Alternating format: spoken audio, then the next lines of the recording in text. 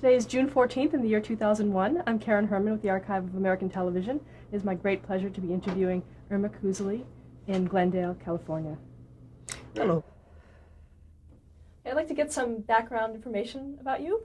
The first question is, what was your name at birth? Irma Wegerer. Wegerer.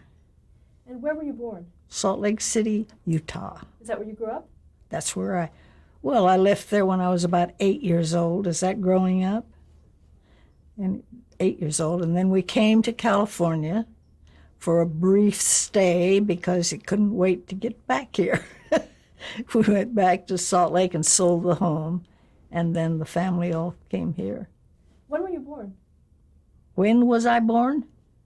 June the 6th, 1914. What was your father's name? Edward Frank Wegerer. And what did he do? He was a fantastic cabinet maker. And he came here to find work because there wasn't much going on there in Salt Lake City.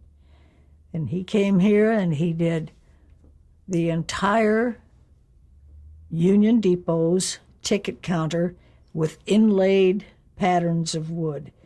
And he did also a huge door for Charlie Chaplin's home. So he was a very fine cabinet maker. But around the house, he did nothing. That's typical of him. He wouldn't fix a step to get in the house properly. And what about your mother? What was her name? My mother's name was Wilhelmina Victoria Augusta Croft. Did she work? She worked. What did she do?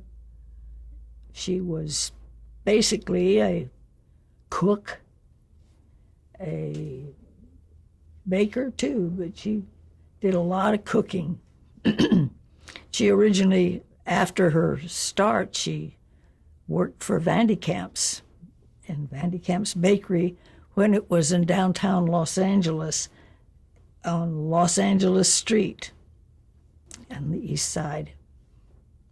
Excuse me a minute. Got gravel Gertie.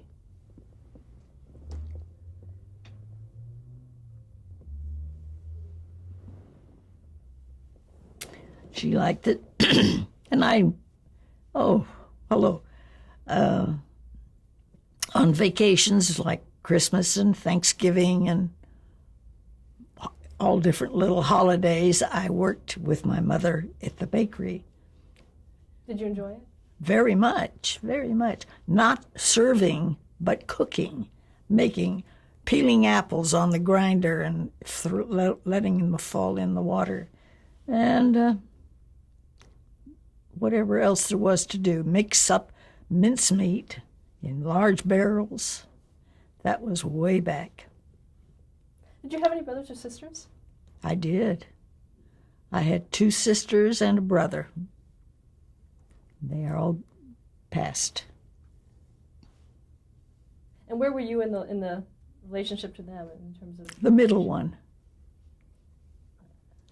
Talk a little bit about growing up in Los Angeles. Were you interested in films and the Hollywood scene at the time? I wouldn't have walked across the street to see anybody.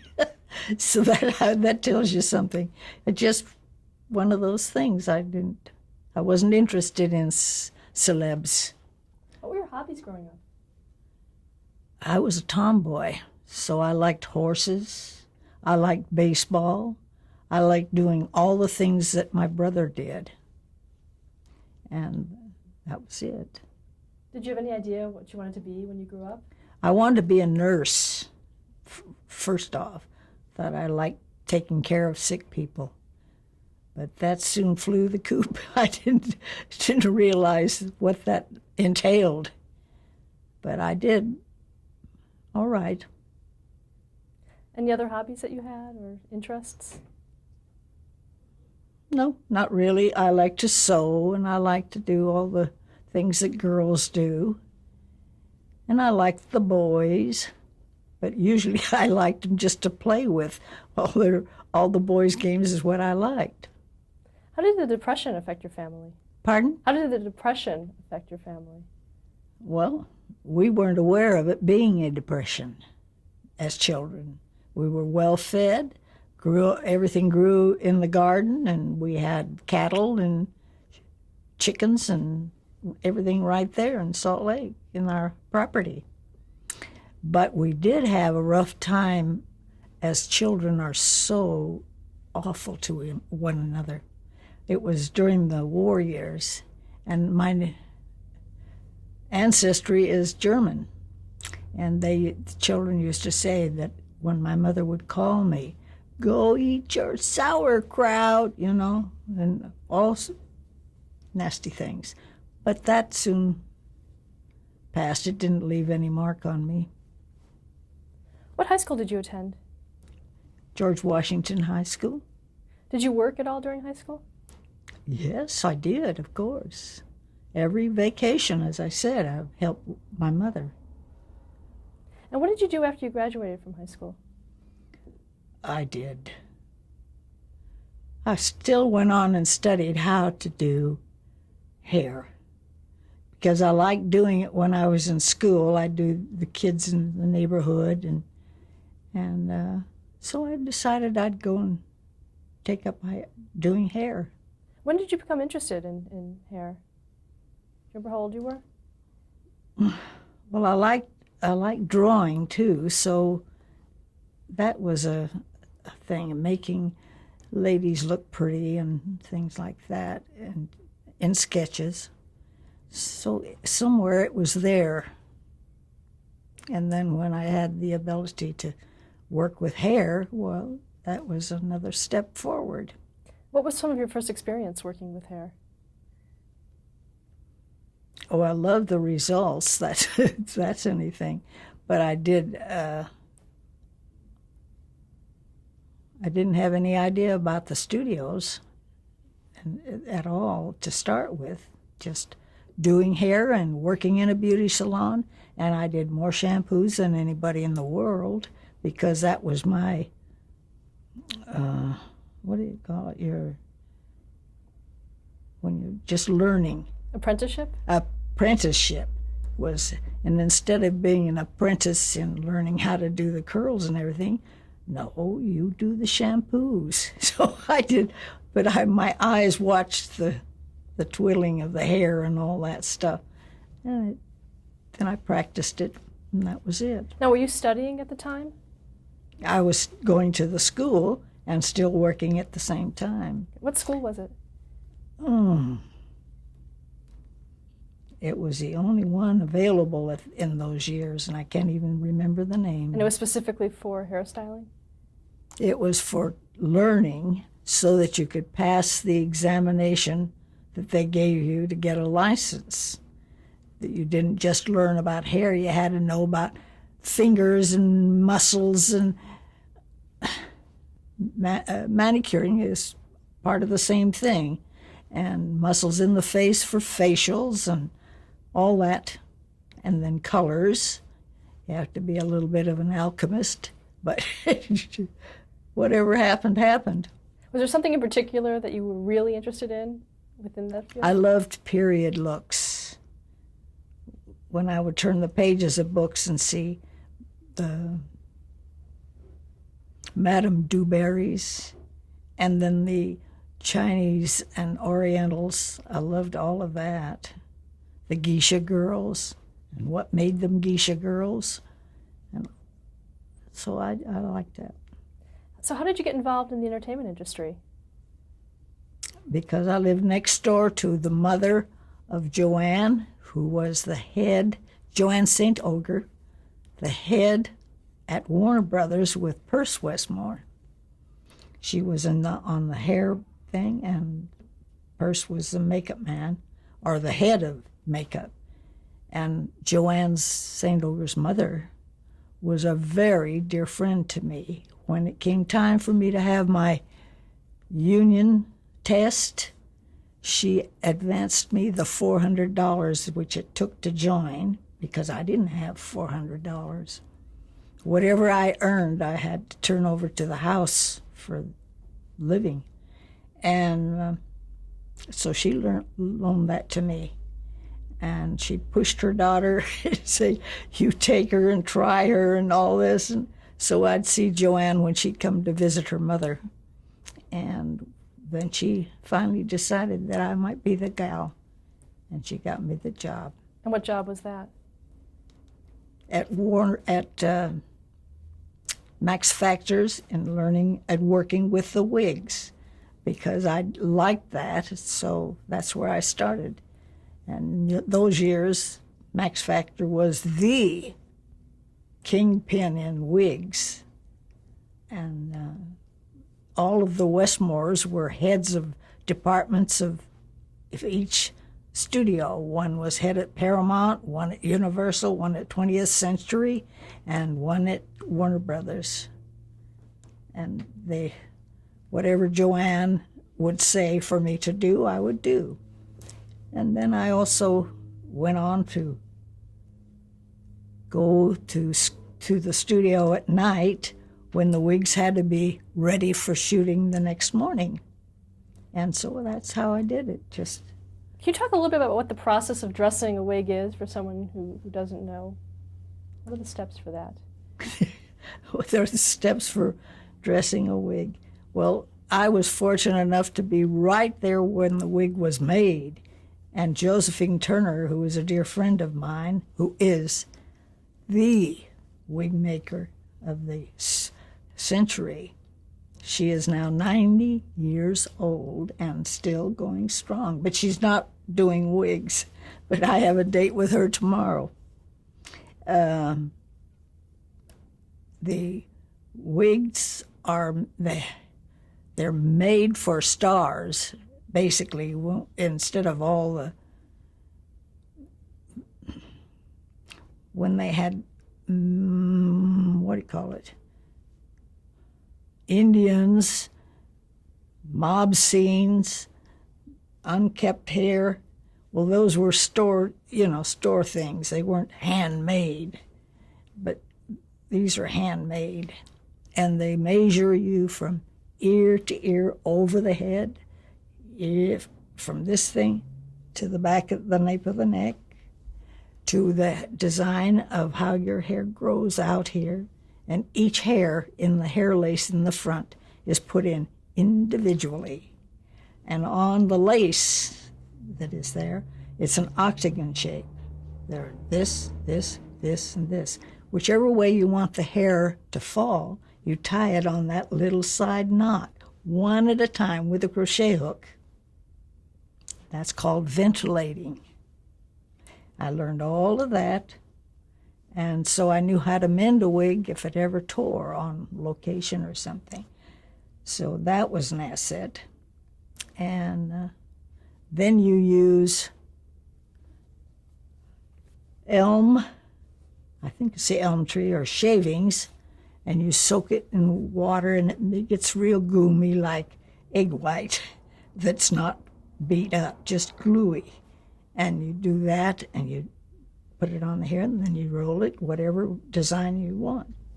That's a must. You need the shavings.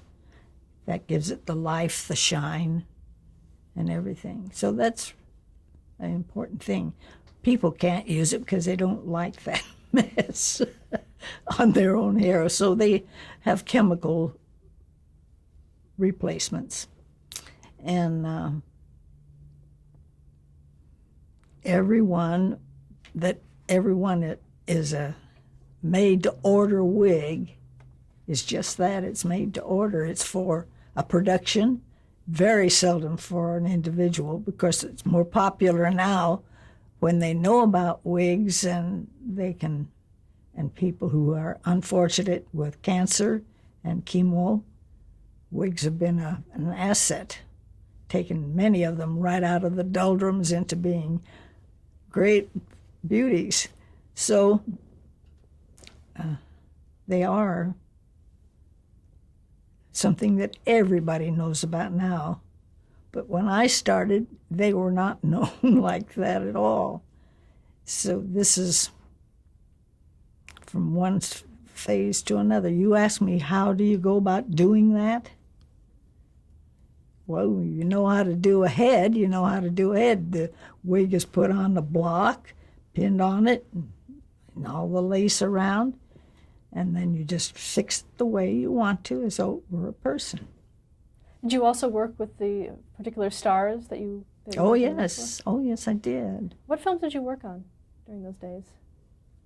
Well, I did Elizabeth Taylor in the Brown show. What was that? National Velvet? National Velvet. Yes, and she was a little girl, and her mother said, "Oh, we'll cut her hair, whatever Mr. Brown wants." When when everything was contracted and signed, she said, "No, I don't want to cut her hair because they may do another show following this, and she'll need her hair." So then we had to figure out how to utilize the scene where Mickey cuts her hair on screen. So that was then they just did a 3/4 wig and used her own hair in the front of the head and then a 3/4 wig. And I had to show him you just hold it out and cut it. That's all. And that was Mickey Rooney that you That was Mickey Rooney doing that, making her into the jockey. And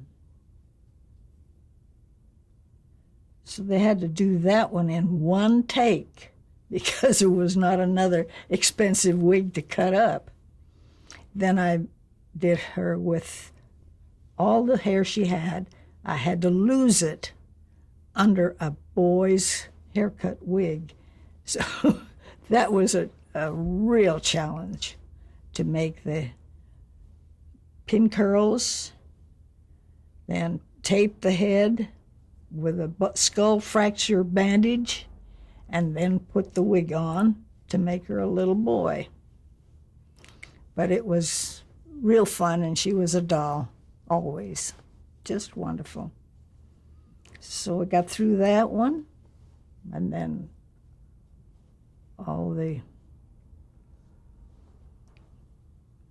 there were other ones along the way, but then the other big star was Katharine Hepburn. When I did her for Dragon Seed, made her into a Chinese lady with long center part hair, back and a knot. And then when the war was on in China, they cut that off. There again, we had to have a change of looks and bobbed her hair that way. And because we used the front of her own hair, I had to have a rinse combed into it each day, wash it out. But she was great. She was very tolerant. Did you have to do a lot of research for a film like that? Yes, you do. You have to. You have to get with what the producer wants, what the writer had in mind, and then work it out. What about historically? Historically, that's all in the book. So you just read it and follow whatever comes that way. That's it. But there are other shows that are done that you have to know a little more background than one person. What involves a lot. And you do that, but you can't do it alone. You have to do it with the producer, with the star, who has an idea that she's supposed to look like this, and the producer will say, "No, you look like the person you're playing." That's the only way it can be done. So they accept that. That's fine for me because I don't have any troubles. But I did Lucy and Mame, and she had definite ideas of what she did not want. She did not want that flat look.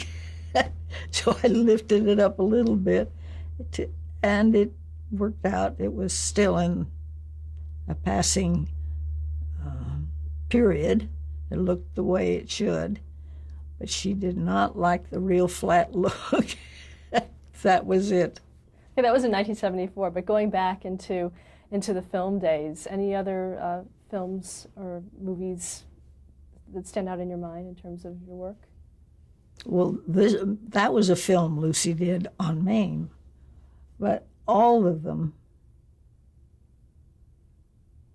anytime there was a historical thing and it was done in the studio that you're working with or working.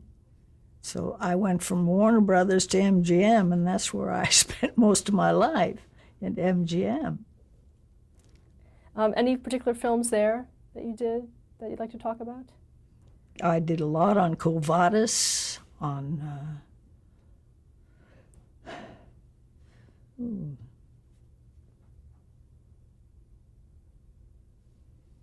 gosh, all the Ziegfeld Follies things and whatever.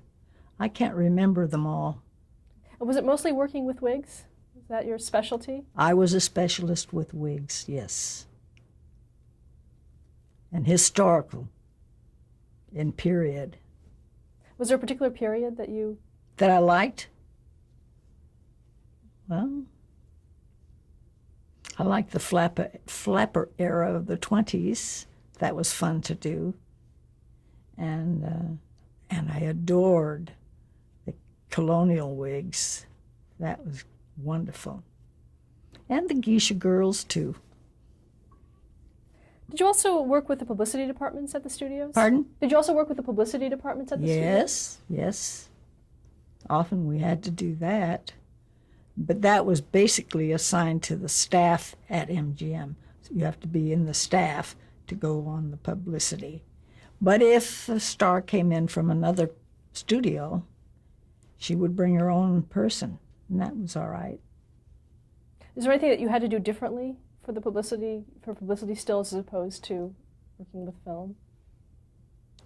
For publicity, you could have fun because you could create anything that looked different, and they could do still shots.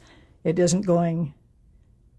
It is for the producer to get an idea of what they can look like and what they can do. And so everybody was anxious to do publicity because that forwarded their career. And when did your career turn to television? Same time everybody's did, I guess, 1950. When Lucille Ball left MGM, then that's when I was considering the television angle.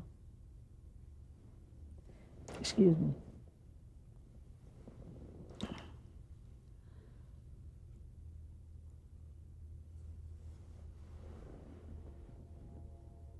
And everyone thought Lucille was foolish to leave Metro and go into television. You'll lose your whole career. You're just getting it going in the show business thing. And she didn't care. She wanted to do it. When did you first meet Lucille Ball?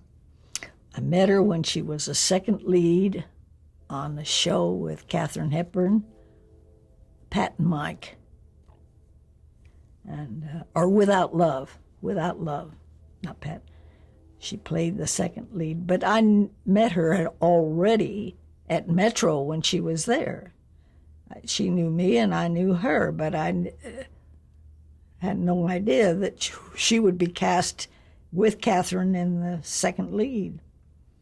So, but I had to have someone special to stand by her because Katharine was an all-time job for me, and I enjoyed it every bit. But Lucille was definitely a good friend. Right from the beginning? Mm-hmm. Right from the beginning. I was going to say that's just coincidentally, she wanted to have a baby, and I found out that I was going to have a baby. So she wanted every day to have a touch, and got to get the same vibes going for her. But I had a little time off when I had the first child, and that's a story that I was with Katharine, and she came to see me at the hospital. She came the back way, up the back stairs, and no appointment, no anything, just came in where I was and just about threw the hospital into a tizzy. She wanted to see me, and she wanted to see my son. So she did. And they, of course, gave me double good service after she left, thinking, that's nice. And you'd mentioned that you have remained friends with her to this day as well. Catherine and I are still friends, yes. And she used to always send cards to me, but her writing gets worse than mine.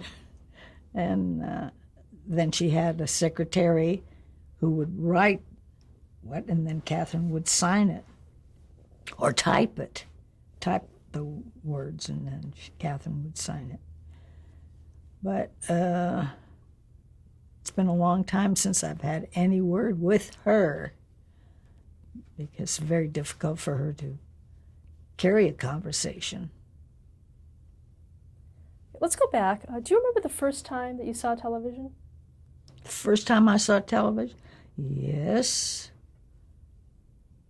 It was when the girl was trapped in the well for a long period of time. Kathy Fiscus? Yes. That's the first time I saw, because we had one of the first televisions of the neighborhood, and everybody came to see that. And it was a Philco, and it lifted the thing up, and the backside of it was where the picture was. So that was all right. Did you have any desire to work in that medium? Yes, I did. Yes, I did. I like anything new and interesting. Or the old, too, so to speak, the periods. That was good. What was your first job in television? First big appointment? The Dragon Seed. I was the total boss of it. Okay, I'm talking about it in television. Oh, in television. Do you remember the first project that you were assigned to on television? Yes. I was with Danny Thomas, Ray Bolger, Mary Tyler Moore. How did you first become acquainted with Desilu? Through Lucy. Yeah, how did you get that job? She heard that I was available after I had a child, and she got me there for her. No, I went with the teacher. Oh, Eve Arden? Eve Arden. Mm-hmm. And Eve Arden, of course, was at Metro First, too. And I knew them, and so that was easy. And I went to work because I wanted to just work 2 days and then have my children have my time. And that was the ideal setup. So when one found I was working 2 days with this person, then the next one said, oh, I can, in the same week. So finally I was working the whole week. Let's stop there to change the tape.